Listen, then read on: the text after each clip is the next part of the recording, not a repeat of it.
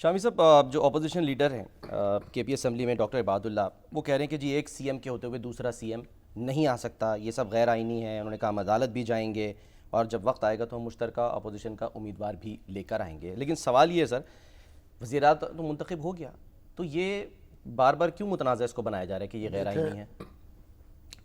जो तहरीक इंसाफ की अपोजिशन है केपीके की असेंबली में, जी।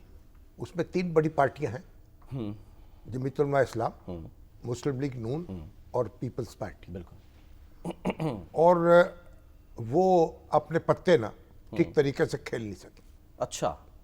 और तहरीक इंसाफ ने उनको मात दे दी। अच्छा।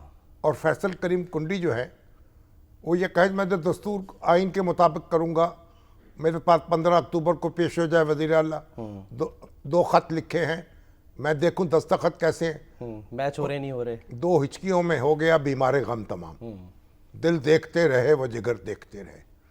भाई दस्तूर जो है बसद अदब अर्ज है, दस्तूर में लिखा हुआ है कि वज़ीर आला अपना इस्तीफा गवर्नर को भिजवाएगा।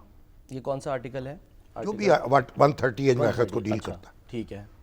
अब उसमें ये कहीं नहीं लिखा हुआ कि गवर्नर वो इस्तीफा मंजूर करेगा अच्छा, या ना मंजूर करेगा, बस भिजवाएगा। भिजवाएगा। ठीक है। भिजवाने का मतलब ये है कि मंजूर हो जाएगा।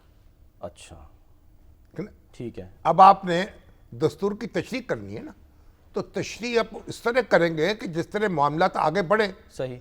उलझाव पैदा करने के लिए तो तशरीह नहीं करेंगे।